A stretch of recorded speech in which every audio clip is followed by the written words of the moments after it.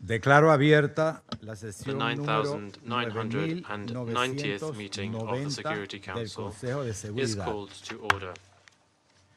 En el orden del día The provisional provisional de esta agenda for this sesión meeting figura is el siguiente punto: mantenimiento de la paz maintenance y la of peace seguridad and de security Ucrania. of Ukraine. Queda aprobado el orden del The día. agenda is adopted. De conformidad con el artículo 37 In accordance del with Rule Reglamento 37 of Provisional the del Council's Consejo, Provisional Rules of Procedure, invito a I participar invite en esta sesión representatives a las of delegaciones de Alemania, Estonia, Germany, Noruega, Norway, Polonia, Poland, Rumanía Romania, y Ucrania. and Ukraine to participate in Así this queda meeting. acordado. It is so decided. En nombre del behalf Consejo, of the doy la Council, bienvenida a la I welcome excelentísima señora Her Yulia Excellency Ms. Sviridenko, Yulia primera ministra de Ucrania, Sviridenko, que nos Prime Minister acompañará of en el Ukraine, curso de la sesión.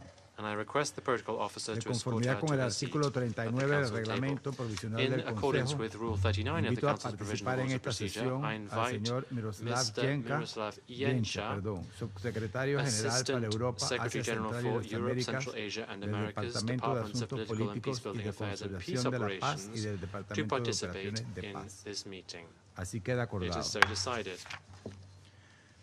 De conformidad con el artículo In accordance with 39 Rule del Reglamento 39 of the Provisional del Council's Provisional Consejo, Rules of invito Procedure, a participar I en esta also sesión invite al excelentísimo His señor Excellency Stavros Mr. Stavros jefe Lambrinidis, de la head delegación of the de la Unión delegation of the Europea European ante las Union to the Naciones United Unidas. Nations to participate in this Así queda meeting. acordado. It is so decided. El Consejo de The Security Seguridad Council comenzará will now ahora begin el its examen del consideration punto of 2 item del 2 orden del of the día. agenda. Doy ahora la I now palabra give the floor al señor to Mr. Miroslav Miroslav Yencha. Muchísimas gracias, señor presidente. Thank you very much, Mr. President, yesterday the Secretary General condemned the Russian Federation's overnight missile and drone attacks that killed and injured many civilians, including children across Ukraine. According to Ukrainian officials, the Russian Federation launched 598 drones and 31 missiles against Ukraine overnight between 27 and 28 August. In the capital city of Kyiv, at least 23 people, including 4 children aged between 2 and 17, were reportedly killed. At least 64 people, including 7 children, were injured. Several buildings were damaged in 33 locations across all 10 districts of the city. Most of the fatalities occurred in the Darnitsky district of Kyiv, where a missile reportedly struck a 5-story residential building, demolishing it from the 1st to the 5th floor. The attack also severely damaged the diplomatic premises of the delegation of the European Union in Kyiv and the British Council building. Across Ukraine, air raid sirens kept residents awake, seeking shelter in nearly all regions of the country. Civilian casualties were reported in Chernihiv, Kharkiv, Zaporizhia, Donetsk, and Kherson regions of Ukraine. In Vinnytsia region, a Russian attack reportedly struck a train depot. Yesterday's strikes are only the latest in the brutal escalation of countrywide aerial attacks. Just a week ago, overnight between 21 and 22 August, Russia reportedly launched 574 drones and 40 missiles on Ukraine. As a result, 1 person was killed in the western city of Lviv. In the southwestern Transcarpathia region, 15 people were wounded. These strikes on regions far from the front lines demonstrate the dangerously expanding geographic scope of this war. In July, the Office of the High Commissioner for Human Rights, OHCHR, recorded rising civilian casualties across 18 regions of Ukraine and in Kyiv city. With at least 1,674 civilian casualties, 286 killed, and 1,388 injured, July set a new tragic record for monthly casualties since May 2022. In total, OHCHR has verified that since the start of the Russian Federation's full-scale invasion of Ukraine in February 2022, 14,054 civilians, including 730 children, have been killed in Ukraine. 36,164 civilians, including 2,263 children, have been injured. The impact of the conflict has also spread to the Russian Federation, where local authorities have reported civilian casualties, including in the Belgorod, Kursk, and Bryansk regions bordering Ukraine. On 24 August, Russian officials reported that a fire broke out after a Ukrainian drone was shot down near the Kursk nuclear power plant, damaging a transformer at the site. We have also several reports of Ukrainian strikes on oil refineries inside Russia. While the United Nations is not in a position to verify these reports, the growing impact of the conflict on the civilian population in the Russian Federation is of concern too. We once again reiterate that attacks against civilians and civilian infrastructure violate international humanitarian law. We condemn all such attacks wherever they occur. They are unacceptable and must end immediately. Mr. President, we are also concerned about the impact of the expanding and escalating fighting on the humanitarian situation in Ukraine as we are entering the 4th winter of the full-scale war. The United Nations remains fully committed to supporting Ukrainian civilians. So far this year, together with our humanitarian partners, we have reached 3.8 million people with aid. Furthermore, targeted winter support preparations are underway for 1.7 million people through the 2025-2026 Winterization Response Plan.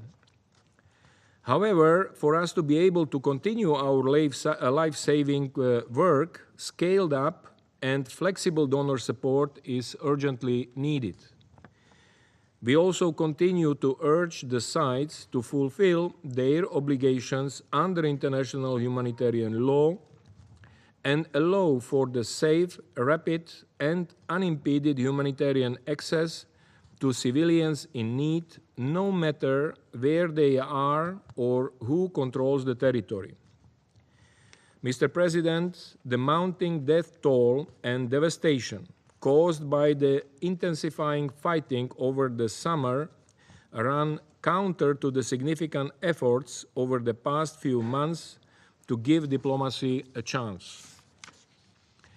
The Secretary General has welcomed the recent diplomatic efforts led by the United States, including the meeting between the Presidents of the United States and the Russian Federation in Anchorage on 15 August, and the meeting between the Presidents of the United States and Ukraine and European leaders in Washington, D.C. on 18 August. We have also welcomed the earlier 3 rounds of direct talks between Ukraine and the Russian Federation in Istanbul between May and July. We commend the exchanges of prisoners of war that have continued to take place as a result of these contacts. Most recently, on 24 August, an exchange facilitated by the United Arab Emirates brought 146 prisoners home from each side. However, as large-scale attacks against civilians persist and civilian casualties rise, the current diplomatic momentum is at risk of rapidly fading if the focus on the need to end the violence and engage in genuine peace talks is not maintained. We therefore urge all concerned to urgently de-escalate the situation and to redouble efforts to create conditions for inclusive diplomatic efforts towards a cessation of hostilities and a just peace. On Sunday, 25 August, Ukraine marked its 34th Independence Day. That day also marked 3.5 years of full-scale war for the people of Ukraine and Russia, which has continued to be a source of instability regionally and globally. We renew the Secretary General's appeal for a full, immediate, and unconditional ceasefire, a ceasefire that results in a just, comprehensive, and sustainable peace in Ukraine, one that fully upholds Ukraine's sovereignty, independence, and territorial integrity, in line with the UN Charter, international law, and relevant UN resolutions. The United Nations remains ready to support all efforts to this end. I thank you. Agradezco al señor I thank Yencha Mr. Yencha la declaración for que his nos ha briefing. proporcionado. Doy ahora la palabra a los miembros I del now give the Consejo floor to those que council deseen members who wish formular to make una declaración. statements. Doy entonces la First, I palabra give the a la floor to the delegación de representative Eslovenia. of Slovenia. Thank you, President. ASG Yencha, thank you very much for your insight and the contribution to this discussion. Mr. President, yesterday, Russia launched its second largest air assault since the start of the war. 620 drones and missiles were launched against Ukraine. The majority of them were directed at the country's capital. The attack on the city caused over 60 civilian casualties. Among them are at least 23 dead, including 4 children. Several multi-story residential buildings were destroyed. Shock waves from one of them damaged the nearby premises of the delegation of the European Union and the British Council. These are not military targets. Aerial attacks in massive waves on densely populated urban areas with explosive weaponry have no justification. They cannot be explained away by claims of pursuing military goals.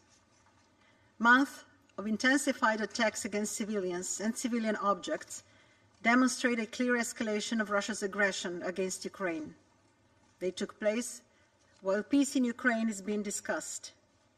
Slovenia reiterates its condemnation of these attacks, including the most recent one.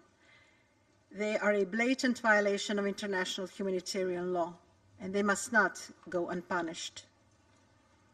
Mr. President, it was encouraging for Slovenia to hear both sides committing to peace this year.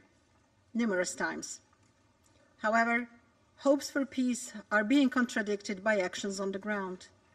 2025 is rapidly becoming the deadliest year of this war. In comparison to last year, civilian casualties in Ukraine have increased by almost 50%.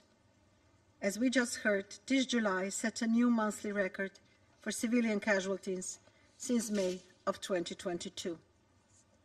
Throughout the year, Russia responded to offers of peace with drone and missiles, like the latest overnight attack which came in the midst of Ukraine's efforts to secure a summit meeting between both presidents. We are, however, stumbling on our path to peace. After months of engagement, tangible results are lacking. We need to refocus our discussions on stopping the bloodshed.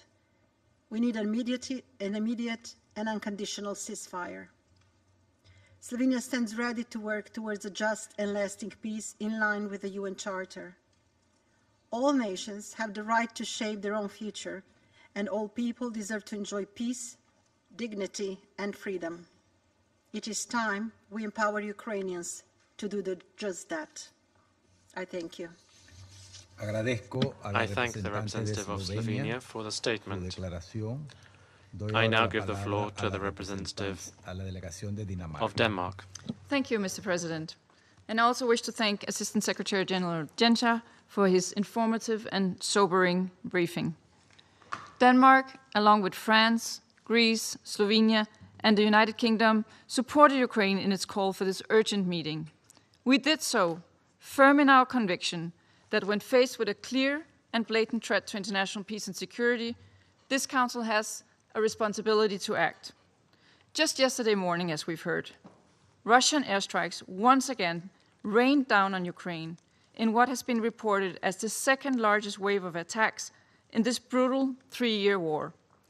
Denmark strongly condemns these attacks, which killed at least 23 civilians, including 4 children, and injured dozens more.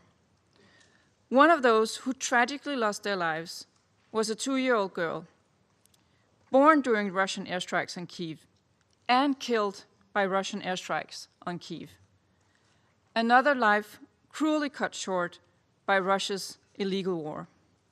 To the government of Ukraine, Denmark extends its deepest condolences to you and to all those who've suffered in these latest attacks. Russia consistently claims that its targets are military in nature, but their missiles have regularly hit schools, hospitals, apartment blocks, and diplomatic missions. Yesterday, as we just heard from the Assistant Secretary General, the delegation of the European Union and the British Council in Kyiv were added to this long list. These violations of international law, including international humanitarian law, are regrettably not new.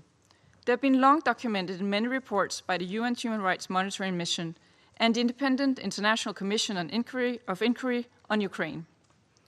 Mr. President, we commend the United States' effort to stop the killing and continue to hope for a breakthrough towards a comprehensive, just and lasting peace in Ukraine. But we must remain vigilant.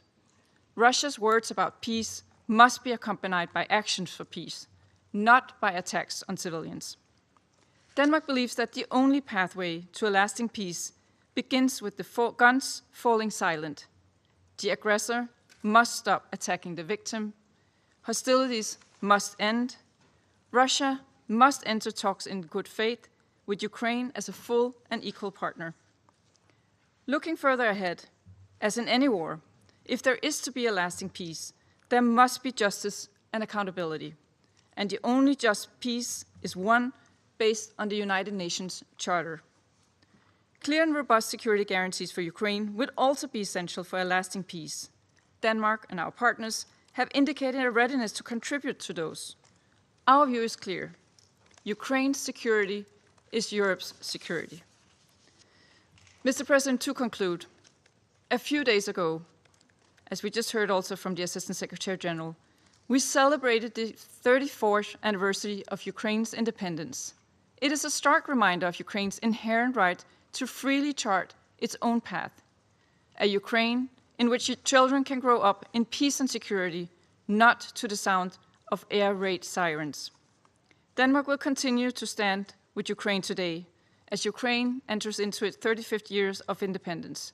United, we're strong. I thank you. I thank the representative of Denmark for the statement. I now give the floor to the representative of France. President, first of all, I'd like to thank ASG Yencha for his briefing. We are gathering here today to recall the reality of the war that the Ukrainian people continue to face every day, which Mr. Yencha has just outlined once again. France condemns, in the strongest possible terms, the Russian attacks on Ukraine over the last few days. These strikes reached the west of Ukraine between the night of the 20th and 21st of August, and also during the night of the 27th of August on Kyiv. These claimed dozens of new victims, including children. The shock waves of the latest strike seriously damaged the building of the EU delegation in Ukraine and also the British Council building. They are quite simply unacceptable, like all of the previous attacks. If there was any need, this barbarism once again shows the urgent need to end this war, the urgent need to stop the massacre and to build a fair and lasting peace. France expresses its full solidarity with the victims and the bereaved families, as well as the emergency services involved and the staff of the EU delegation and British Council. France hails the resilience of the Ukrainians who are resisting bravely after 3.5 years the Russian aggression and who are facing its terrible consequences with remarkable dignity. President, for 6 months now, Ukraine has shown its availability to implement an immediate, unconditional ceasefire. President Zelensky has said on several occasions that he is willing to engage in direct talks with President Putin. The principle of a bilateral meeting was laid out within President Trump's initiative for a fair and lasting peace, and this is something that France supports. Nevertheless, only 2 weeks later, the Russian president is still not acting commensurate with this engagement. On the contrary, Russia is continuing its deadly strikes on Ukraine. Moscow wants us to believe that they are in favor of peace, but its actions show it has no intention to engage in a ceasefire or to negotiate a lasting peace in Ukraine in good faith. Russia has only answered the various sincere proposals for talks by stepping up its strikes on Ukraine. It is targeting civilians, clearly violating the rules and principles of international law. If there were any need to recall, indiscriminate attacks on civilians are war crimes. This Council must fulfill its responsibilities. Last February, the Council called for a swift end to the hostilities in Resolution 2774. Russia, for months, has been violating this resolution, which it nevertheless supported at the time. The Council, nevertheless, must be consistent. Clearly, this war is only continuing because the attacker refuses to end it. This Council must call on Russia to end the fighting and condemn violations of international humanitarian law and human rights that Russia has committed. France will not waver in its support for Ukraine and its partners, working towards the goal of peace in line with international law, respecting Ukraine's territorial integrity and sovereignty. If it is to be lasting, this peace must go hand in hand with robust security guarantees for Ukraine. France and the rest of Europe, alongside the United States, are committed to this because Ukraine's security is also Europe's security. I thank you. I thank the representative of France for the statement. I now give the floor to the representative of Greece. Thank you, Mr. President. At the outset, I would like to congratulate Panama for a successful stewardship of this Council during the month of August. I would like to thank ASG Yencha for his briefing. Mr. President, despite intensified international efforts to achieve a comprehensive, just, and lasting peace in Ukraine, Russia persists in its attacks against major urban centers, civilians, and critical infrastructure. The most recent missile and drone strikes on Ukraine cities, which resulted in the killing and wounding of civilians, including children, and the destruction of numerous buildings, seriously undermine efforts toward peace and demonstrate once again Russia's utter disregard for international law and human life. They discriminate strikes of 27 of August, which severely damaged diplomatic premises in Kyiv, including the delegation of the European Union, represent a flagrant violation of the Vienna Conventions. I would like to make 3 points. First, we are appalled by Russia's recent attack on Kyiv, and we strongly condemn the deliberate targeting of civilians and civilian infrastructure in blatant violation of international humanitarian law. We call upon Russia to cease immediately such unlawful actions. We commend all UN and humanitarian agencies in Ukraine for the life-saving services they provide, and we thank them for the service. Second, on peace efforts, no negotiation can succeed while blood continues to be shed on the ground. We call for an immediate, full, and unconditional ceasefire as the necessary first step towards a comprehensive settlement. In full respect of Ukraine's sovereignty, independence, and territorial integrity within its international recognized borders. We welcome the US-led initiatives and the decisive efforts of President Trump to put an end to the war, and we call on Russia to stop its armed aggression and withdraw its troops from Ukraine. Any attempt to alter borders by the use of force is unacceptable and constitutes a dangerous precedent that undermines the very foundation of the international order. Third, no peace imposed upon Ukraine could ever be sustainable. A permanent peace agreement cannot be decided without Ukraine. It must rest on credible and enforceable security guarantees to prevent any recurrence of aggression in the future. Mr. President, Greece reiterates its unwavering solidarity with the people of Ukraine who have endured the devastating consequences of Russia's full-scale invasion for over 3.5 years. The war must end. We stand ready to support all international efforts aimed at securing a just, sustainable, and lasting peace, in full conformity with international law, the UN Charter, relevant UN resolutions, and the Helsinki Final Act. I thank you. Agradezco a la I thank the delegación de representative Grecia of Greece for the su statement. declaración. I Doy la now give palabra the a floor la to the delegación del representative Reino of the Unido. United Kingdom. Thank you, President, and I echo Greece's thanks for your stewardship of the Council in August. I'd also like to thank ASG Yencha for briefing us this afternoon. I also look forward to the participation of Her Excellency, the Prime Minister of Ukraine, in today's meeting. Only yesterday, the representative of the Russian Federation stood just outside this chamber and said to the media, I quote, "We believe in peace. We believe in diplomacy." Yet Russia's attack on Ukraine just the night before was one of the largest aerial attacks of its war. Russia says it believes in peace and diplomacy. Such brutal attacks say the opposite. Russia deployed nearly 600 drones and 31 missiles in an attack that hit civilians and civilian infrastructure. Among the homes and buildings destroyed in Kyiv, the British Council and the EU delegation suffered extensive damage.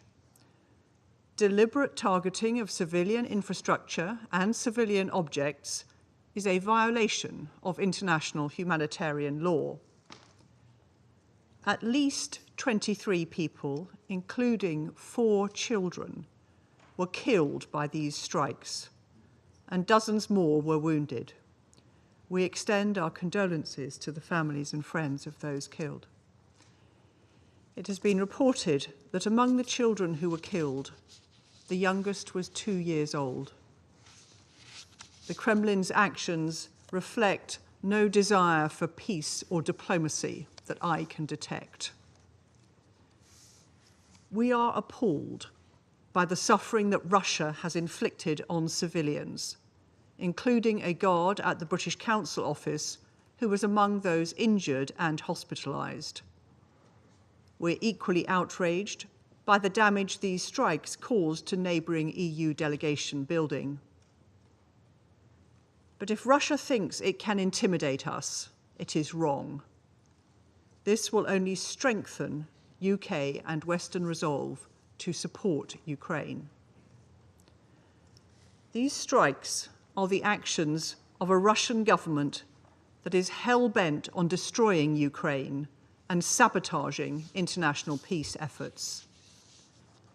As my Prime Minister has said, quite simply, this bloodshed must end. And there remains only one solution. Putin must, as Zelensky has done repeatedly, agree to a full and unconditional ceasefire immediately. President,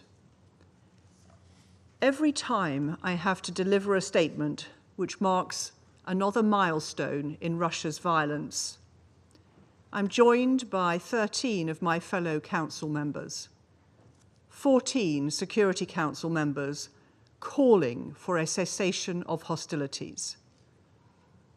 It is easy to sit here and say that there must be peace. Yes, we all want peace, but only one of us has the power to make that happen immediately.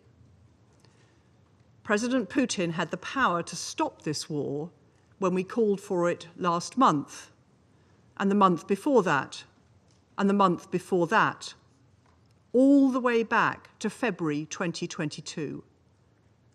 How many people would still be alive today if President Putin had committed to peace and diplomacy instead of violence back then?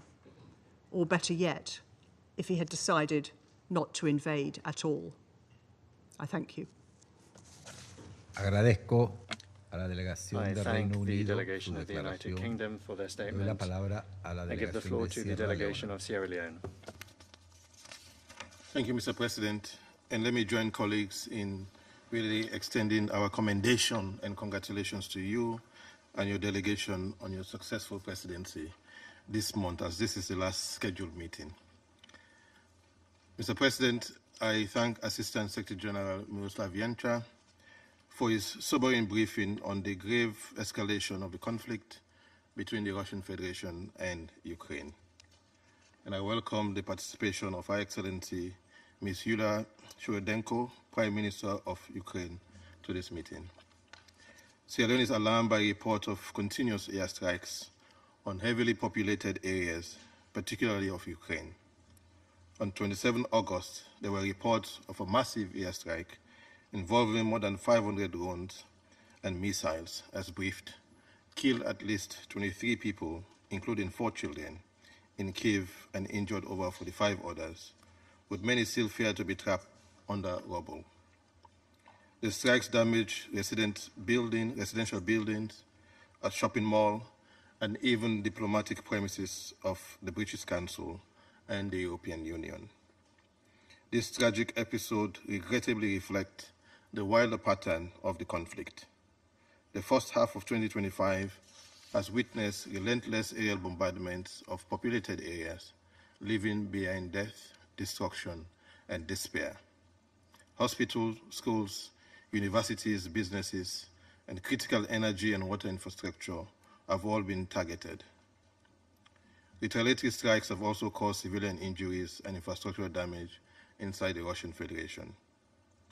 The UN Human Rights Monitoring Mission in Ukraine reported that July 2025 registered the highest number of casualties, civilian casualties, since the early days of the conflict, with 286 civilians killed and 1,388 injured. August appears to be continuing this devastating trend. The toll since 2022 is staggering. More than 50,000 casualties alongside the displacement of over 10 million people.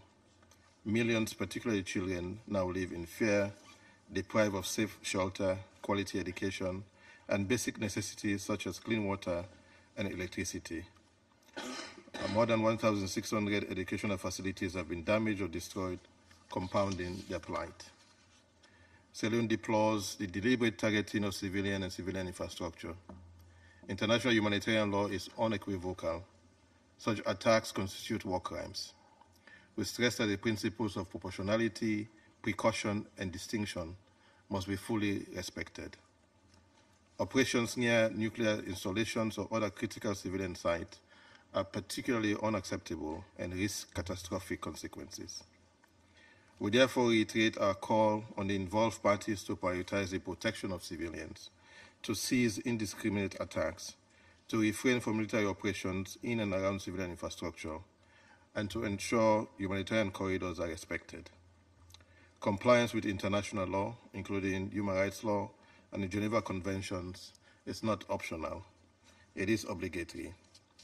We commend the ongoing humanitarian aid coordination efforts led by the United Nations Humanitarian Coordinator and facilitated by OCHA under extremely difficult circumstances. With approximately 12.7 million people in Ukraine in need of humanitarian assistance, these efforts remain indispensable. We call for the safe, sustained, and unhindered delivery of aid, particularly to those in hard-to-reach areas and close to front lines. We further emphasize the importance of sustained and flexible funding for humanitarian and recovery programs, particularly in view of the upcoming winter season.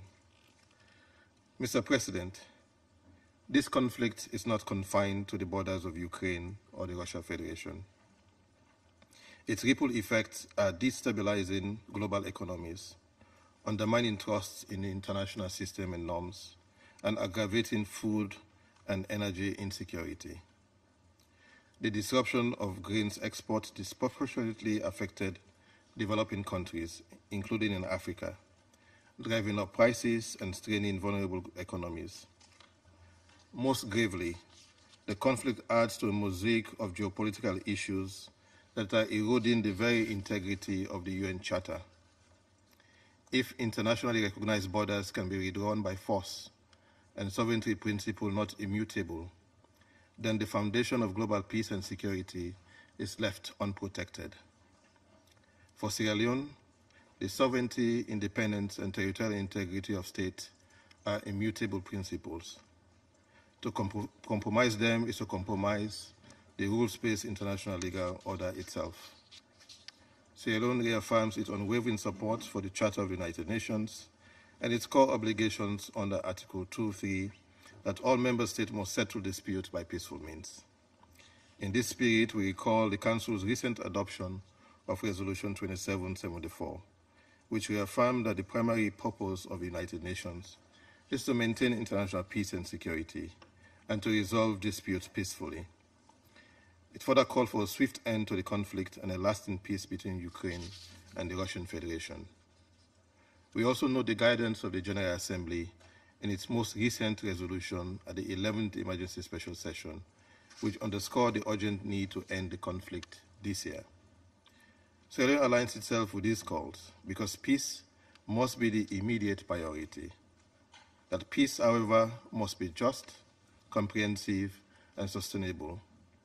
Only through genuine dialogue and good faith negotiations can the bloodshed end and stability return. With this in mind, and given the escalating toll of death, displacement, and destruction, the only viable path forward is through diplomacy and dialogue. We therefore support all initiatives, both within and beyond this Council, aimed at securing a stop in fighting, declaration of a pause to pave the way for a just, comprehensive, and sustainable peace.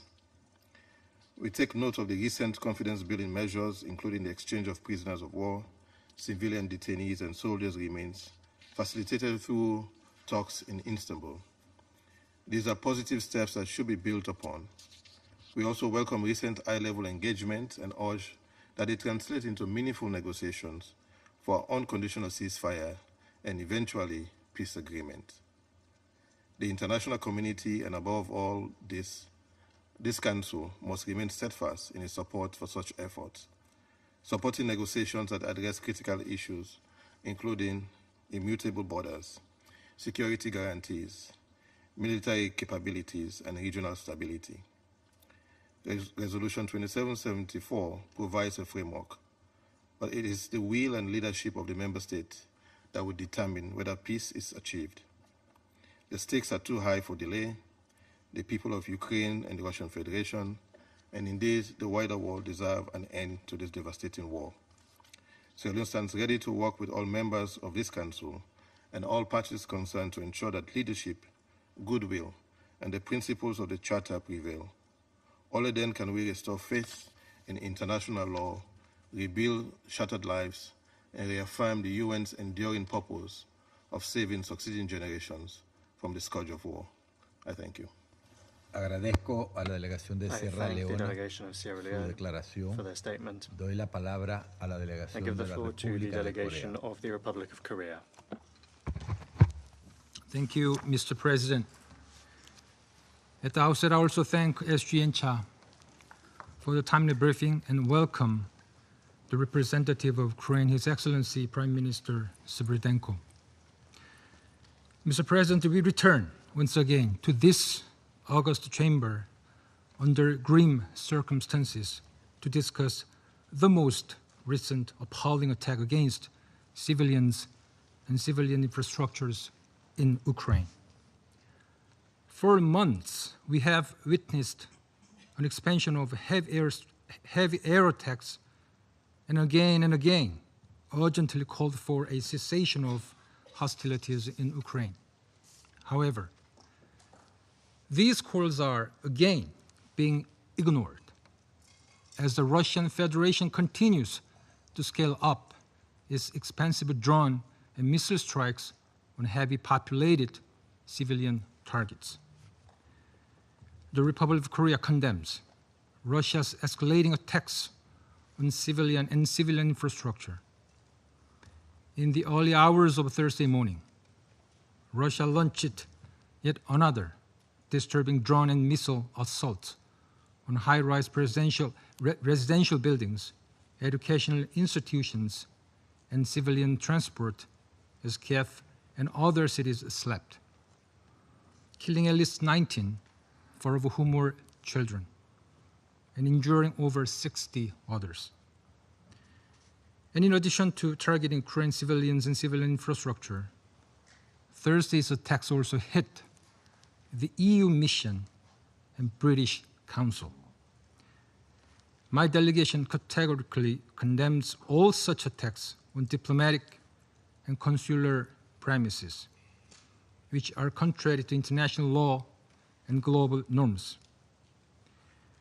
Thursday's attacks, carried out with nearly 600 drones and 31 missiles, represented Russia's deadliest attacks on Ukraine since July, as well as the second largest air assault since this illegal war began.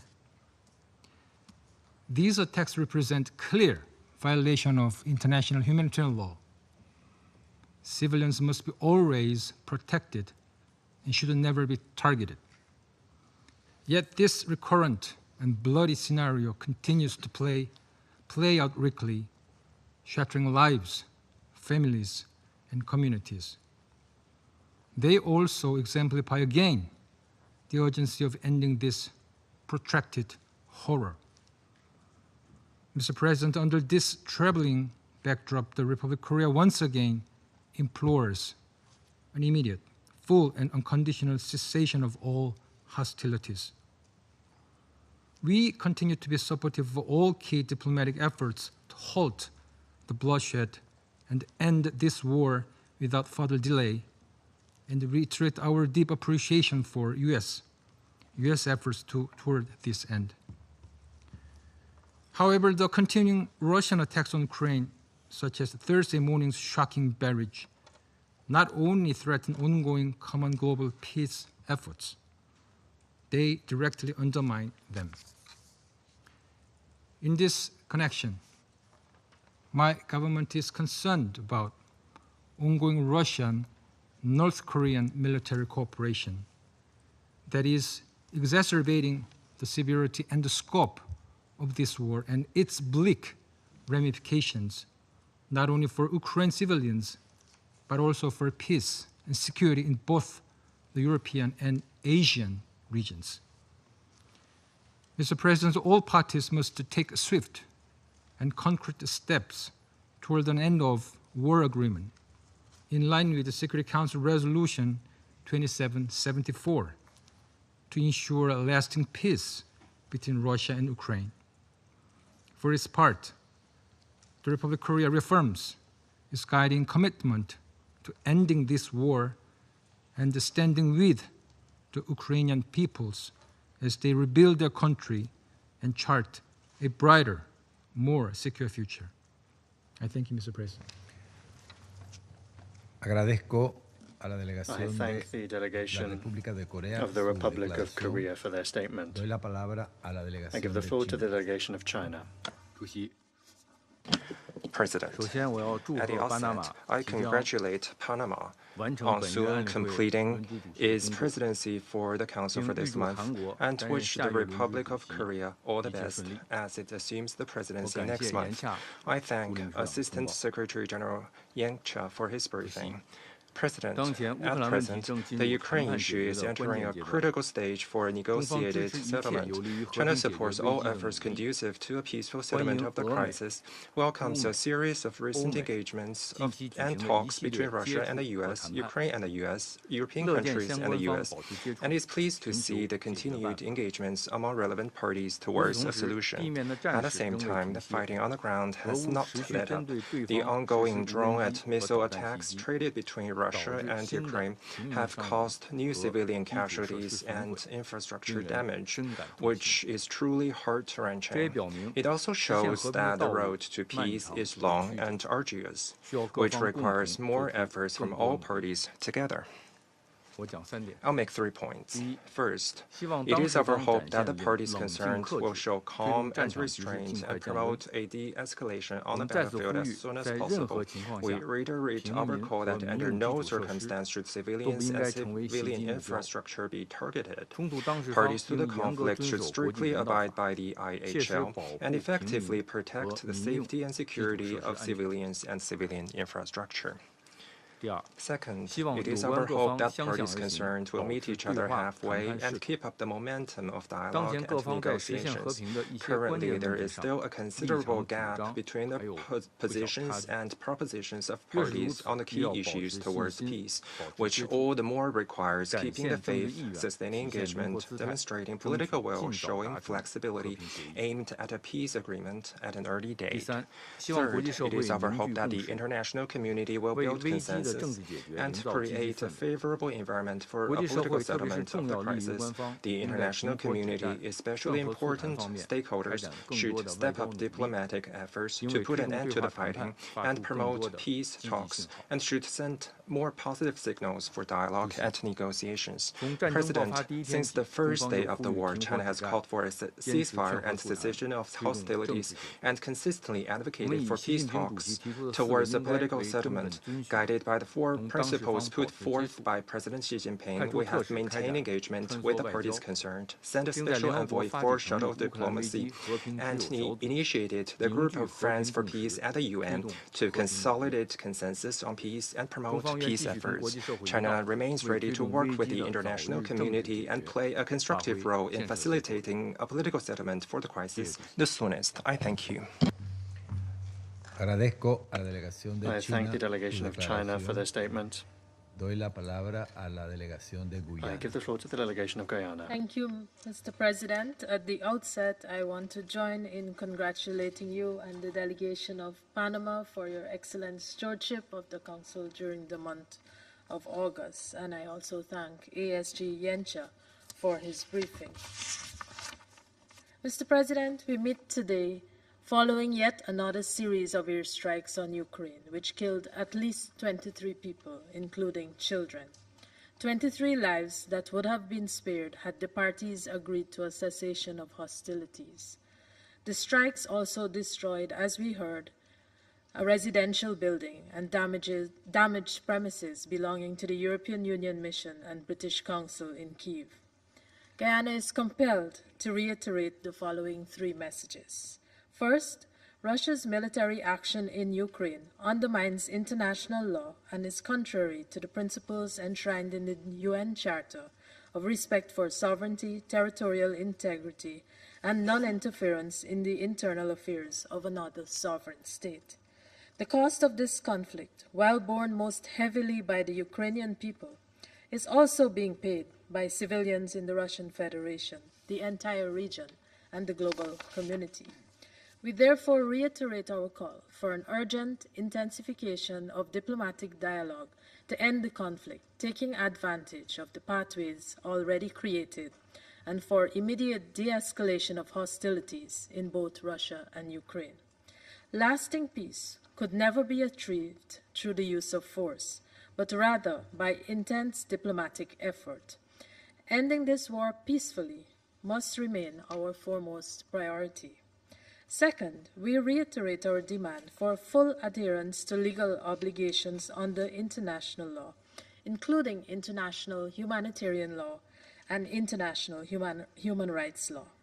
This conflict, from its inception, has been characterized by violation after violation of international law, with numerous attacks against critical and civilian infrastructure, the abduction of children, the denial of humanitarian access, and the killing of humanitarian personnel. There have also been attacks against nuclear facilities. We once again call upon the conflict parties to fulfill their obligations under international law, including international humanitarian law, and to take all necessary precautions to protect civilians. We also underscore the need to prioritize the protection of children.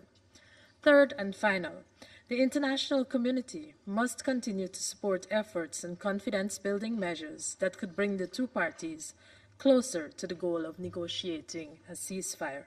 We commend the recent prisoner exchanges and the talks in Istanbul and hope that these can continue and will be matched by initiatives in other areas. In closing, Mr. President, Guyana will continue to support all efforts of the UN Secretary-General and other willing partners who have been working diligently towards sustainable peace, a peace that respects Ukraine's sovereignty, independence, and territorial integrity within its internationally recognized borders. I thank you. I thank the delegation of Guyana for their statement. I give the floor to the delegation of the United States.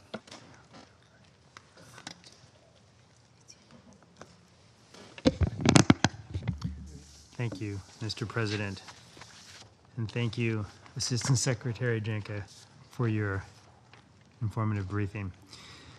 In recent weeks, the United States has undertaken exceptional efforts to bring the Russian-Ukraine war to an end. President Trump met face-to-face with Russian President Putin in Alaska on August 15th, the first summit-level meeting between our countries since Russia launched its invasion more than 3.5 years ago. President Trump then hosted Ukrainian President Zelensky and 7 other European leaders at the White House on August 18th to build on the progress made at the Alaska summit.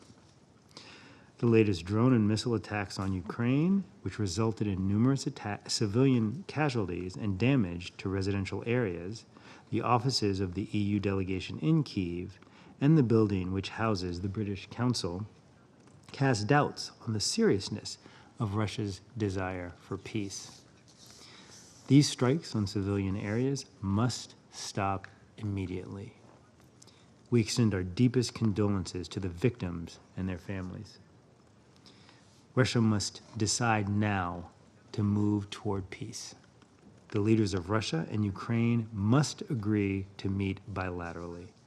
President Trump has warned of further economic measures the United States could take if Russia instead chooses to continue this war, measures which could have far-reaching impact on Russia's future economic prosperity. the United States calls on the Russian Federation to avoid these consequences by stopping the violence and engaging constructively to end the war. With that, I thank you, Mr. President. Agradezco a la delegación de Estados Unidos. I thank the delegation of the United States for their statement. Cedo la palabra a la delegación I give the floor to the delegation of Algeria. شكرا السيد الرئيس. أود في Thank البداية you, أن Mr. أشكر President. السيد At the مساعد outset, الأمين العام لأوروبا وآسيا الوسطى والأمريكيتين السيد The Assistant Secretary General, على إحاطته Mr. Miroslav القيمة. Yencha, for السيد his الرئيس thorough briefing. لطالما أعربت بلادي President, الجزائر my عن country, قلقها Algeria, حيال استمرار الحرب الدائرة بين has روسيا repeatedly وأوكرانيا expressed its concern والتي لا تزال over the تداعياتها ongoing war between تزيد Russia من and Ukraine. The التدهور consequences الوضع of this مع war حصد are مزيد من ongoing, الأرواح leading to a البريئة deterioration of the وتفاقم humanitarian وعاناة situation. المدنيين Many بما innocent فيهم civilians النساء have fallen. والأطفال والشيوخ. Others continue to ومع suffer, استمرار including المواجهات children, لا تزال women, and البنى older التحتية persons. المدنية عرضة With the للدمار continuation of الذي confrontations, يؤثر على civilian الحياة infrastructure المدنية is also being بصفة destroyed, which is مباشرة. having a serious impact on the daily هذا lives of وأظهرت civilians. البارحة What's تسجيل more, دمار بمقرات information received دبلوماسية yesterday بكييف نتيجة noted the لانفجارات destruction وقعت على of مقربة several منها. diplomatic ولقد buildings in شددت Kyiv الجزائر following ولا تزال explosions. على أن منطق المواجهة والقتال لن Algeria يؤدي سوى reaffirms إلى العنف والعداء that the logic of وتبديد فرص confrontation الحوار will only والتفاوض lead to more وتقويض المساعي violence and hostility. الدبلوماسية That الرامية undermines لإيجاد dialogue حل and سلمي negotiations لا سيما and في ظل undermines المفاوضات diplomatic efforts aimed المباشرة at بين achieving a peaceful الطرفين solution, والتي أعطت including أملا in the في context of إمكانية direct التوصل إلى negotiations, تسوية which سلمية عادلة وشاملة gave us the كما hope أن of النزاع seeing a الدائم just بين and lasting solution to the war. الطرفين قد انعكس على What's العديد more, من the مناطق continuation of the العالم conflict خاصة منها الدول has been النامية reflected in many other regions of the التي world, لم including تكن in developing بمنأى countries عنها جراء اضطرابات have not been الأسواق spared. الغذائي والطاقة العالمية.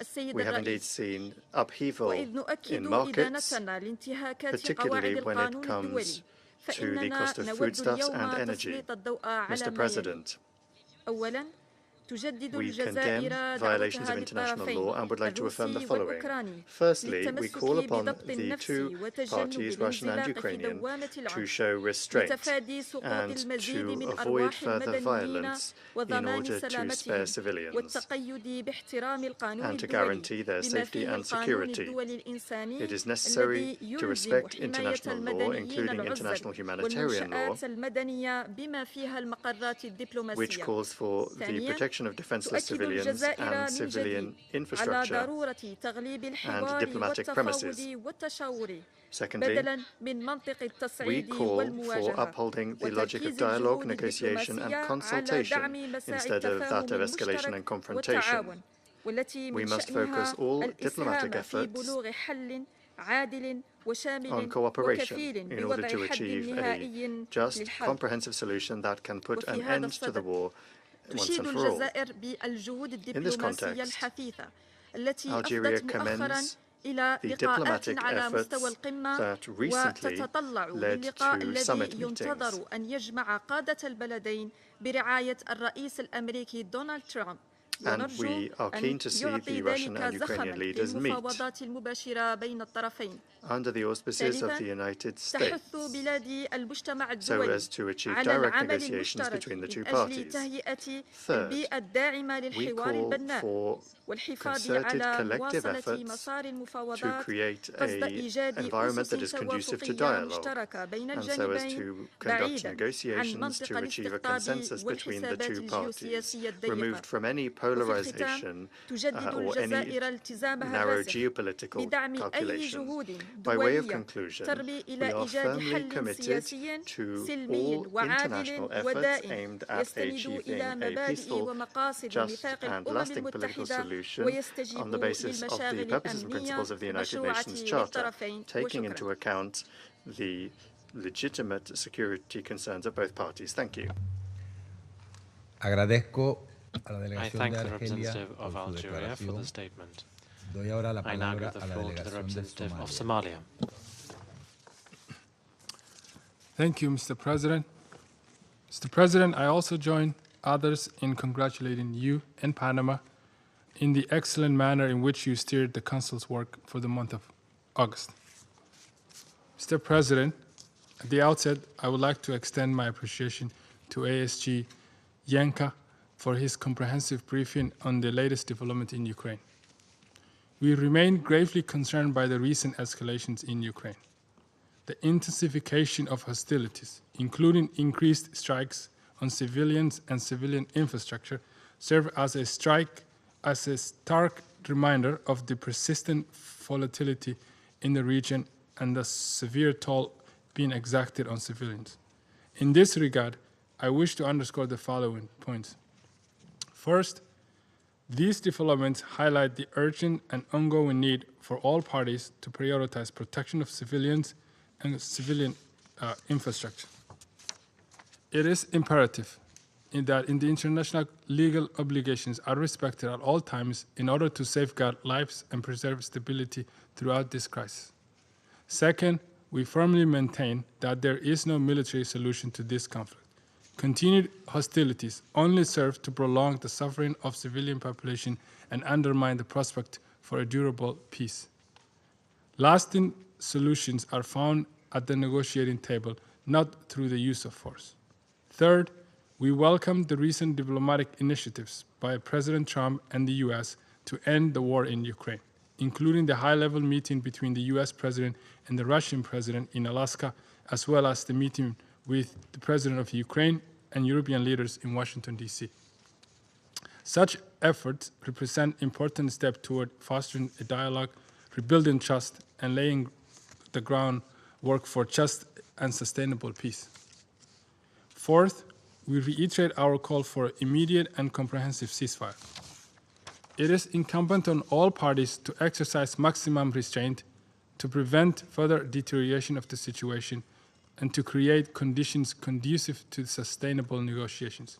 To conclude, Mr. President, my delegation reaffirms its unwavering support for all efforts aimed at tackling the root causes of this conflict and achieving just and lasting solution consistent with the principles of the United Nations Charter. The people of Ukraine and everyone affected by this war deserve a future defined by peace, security, and dignity. I thank you. I thank the representative of Somalia for the statement. I now give the floor to the representative of Pakistan.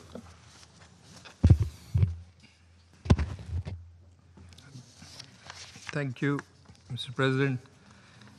Allow me also to start by congratulating you and your entire team for the successful and brilliant steering of this Council's work during current month. We also welcome the participation of Her Excellency the Prime Minister of Ukraine in today's meeting. I would also like to thank ASG Jancha for his briefing. Pakistan has repeatedly voiced its concerns on the continuing hostilities and devastating consequences of this conflict, particularly its humanitarian toll. It is regrettable that the conflict, which is now into its fourth year, continues to rage and devastate the lives and livelihoods of more and more people. We note with deep dismay the continuation in fighting, resulting in the loss of innocent civilian lives, including children. This is, as we have said before, both tragic and deplorable. Protection of civilians is paramount. International humanitarian law is clear and must be upheld universally. Mr. President, we regret the reports of damage caused to the EU office and the British Council in Kyiv. The inviolability and sanctity of diplomatic and consular missions, as laid down in the Vienna Conventions, must be respected by all parties. The principles of IHL, especially distinction, proportionality, and precaution, must be scrupulously followed. Pakistan welcomes the recent diplomatic efforts spearheaded by the US President to bring an end to this conflict. Pakistan, too, from the very outset, has remained an ardent proponent of bringing an end to this conflict through dialogue and a negotiated settlement.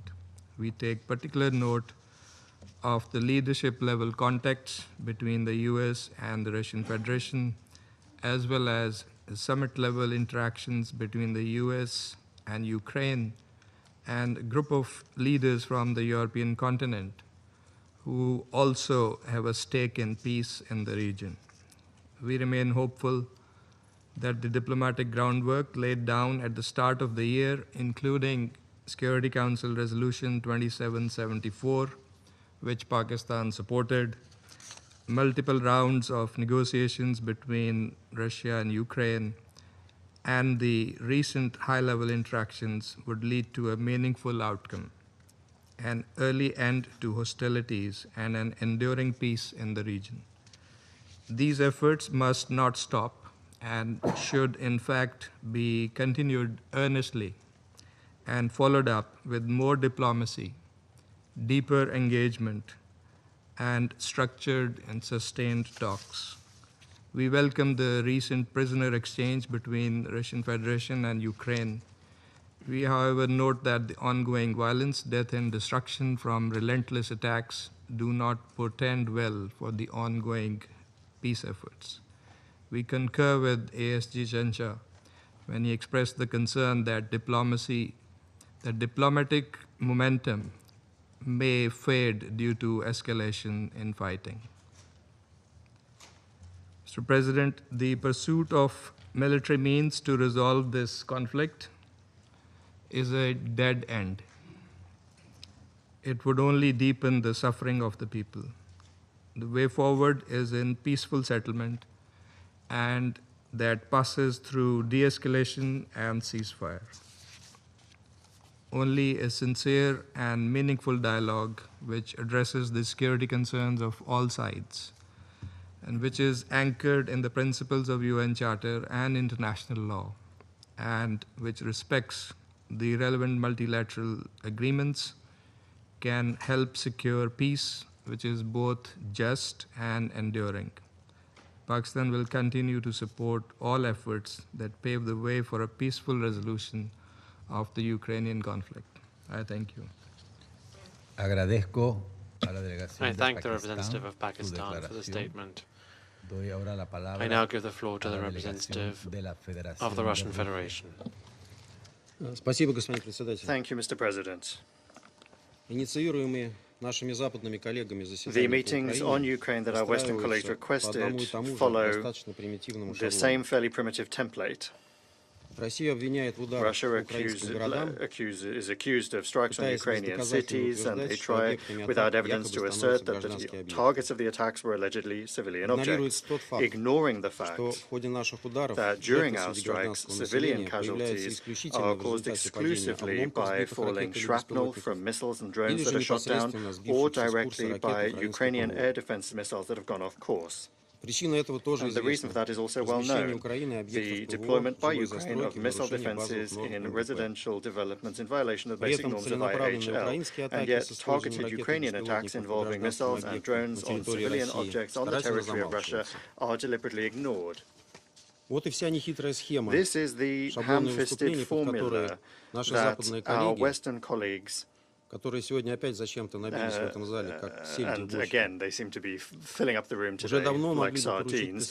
They could long ago have trained an AI to follow this scheme when writing their generic statements, given how inhuman and detached from reality it is. And perhaps they're already doing that, since there's nothing new that goes beyond this template that we've heard today. My response to these accusations today is probably also not going to contain anything new. Yes, we did indeed, in the night between the 27th and the 28th of August, in pursuit of the aim of demilitarizing Ukraine, strike objects that relate to the military-industrial complex of that country. As was announced today by the Ministry of Defense of Russia, 62% of the key military enterprises of the military-industrial complex of Ukraine have been damaged. The group missile and airstrike targeted in particular military airfields, Air Force arms depots, hangars, airport aprons, and other transport and energy nodes in a number of Ukrainian oblasts. In Kyiv and Kyiv Oblast, the main targets were companies of the military-industrial complex, including the factories Artyom, Kievsky Radiozavod, Spetsoboronmash, Slavutich, and Ukrspets Systems. They were directly involved in the development and production of various forms of UAVs, and they have capacity for the repair and production of radar stations, fire control systems, and UAF communications equipment, as well as UAF assembly lines and warehouses.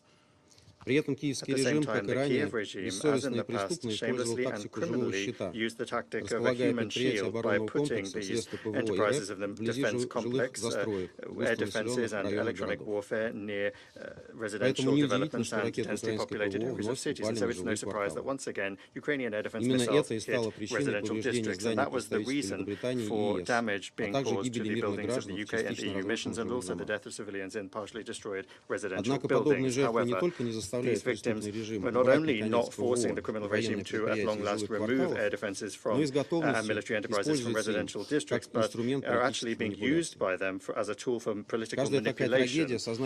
Every such tragedy is intentionally whipped up to blame the deaths of Ukrainian civilians on Russia, to appeal to Western sponsors and international donors, to demand the introduction of new sanctions, and to angle for new arms deliveries. And that happened today as well. Before our eyes, with the complicity of Western members of the Security Council, the lives of the civilians of Ukraine have been turned into a bargaining chip, and human suffering is becoming a way to achieve mercenary foreign policy goals. In light of the irremediable hypocrisy of our Western colleagues and their reluctance to expose the true reason for people dying, Ukrainian citizens have long ago figured out what's going on.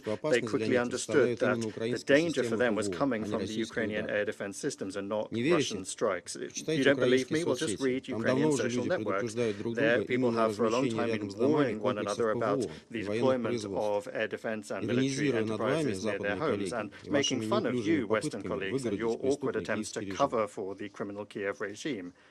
Mr. President, and there's another thing which is transforming today's meeting into a theater of the absurd. While emphasizing the victims and destruction in Ukrainian cities, the Western initiators of today's meeting are, as usual, deliberately ignoring the UAF's premeditated hunting of civilians, including women, children, and older persons on the territory of Russia. Ukrainian Nazis are intentionally using drones, strike drones, against apartment buildings and private residencies, civilian transport, agricultural machinery involved in collecting the harvest, and commercial and social facilities. Each day, Russian regions have tens and hundreds of drones launched against them. In the week from 18 to 24 August alone, the shelling of Ukrainian Nazis caused 140 civilian casualties. 120 people were wounded, including 8 minors, and 19 people died, including 1 child. Our Western colleagues aren't interested in those victims. They are part of their strategy to do harm to Russia at the hands of Ukraine, for the sake of which their anti-Russia project in the past was created by them. Moreover, they intentionally overlook the fact that our combined strike on objects of the military-industrial complex of Ukraine came in response to what has been going on for the last 2 weeks after the Alaska summit, that is to say, attacks on oil refineries in Russia. It's clear that these strikes have no strategic military significance because they don't impact the situation on the contact line. Their true aim is an attempt to damage civilian energy infrastructure and to interrupt fuel supplies. Moreover, behind these actions is the calculation of provoking retaliatory measures from Russia to then misrepresent them as disproportionate and then accuse Moscow of sabotaging any attempts at peace talks. In this context, the strikes on the Druzhba oil pipeline are telling. It is one of the key routes for the delivery of oil to Europe. The most recent act of sabotage on the 22nd of August was so serious that it knocked out the pipeline for several days. In this case, this is a provocation designed to harm the economic interests of EU countries and infrastructure that ensures the energy stability of the region. Under pressure from Hungary and Slovakia, even the European Commission was forced to react to this. In other words, they are today playing up the consequences of Russia's retaliatory actions and intentionally not mentioning the fact of what provoked these strikes. It's a clumsy and hypocritical tactic that shows the selective blindness and double standards of our Western colleagues. Mr. President, these same glaring double standards are clearly on display when the Western accomplices of the Kyiv regime continue to ignore what, even by the standards of the Maidan, are skyrocketing human rights violations by the Zelensky regime. We're talking about the mass trampling of fundamental human rights and freedoms, including those of the Russian-speaking population, the hateful harassment of dissenters, attempts to outlaw the canonical Orthodox Church. Even by the most modest calculations, around 7,000 Ukrainians, without reason, exclusively on political grounds, have been deprived of their freedom. And this also applies to clergy from the Ukrainian Orthodox Church, and also journalists and ordinary citizens who express an opinion that is not in line with the position of the regime. Recently, we together received a letter from a former deputy of the Verkhovna Rada of Ukraine, who is now accused of high treason. His name is Alexander Dublinsky. The facts that he touches upon, including the death from torture in the dungeons of the Kyiv regime of the American journalist Consuelo Lira, were confirmed by international human rights organizations and referred to in the report of the US State Department on human rights in Ukraine for 2024. Just the other day, Security Council members received another letter, this time from the journalist Diana Panchenko. She asked the UN Secretary General to take measures to protect political prisoners. She refers also to reports from the Office for the High Commissioner for Human Rights, which notes systematic cases of arbitrary detention without official charges, the use of torture, and denial of access to justice under the Kyiv regime.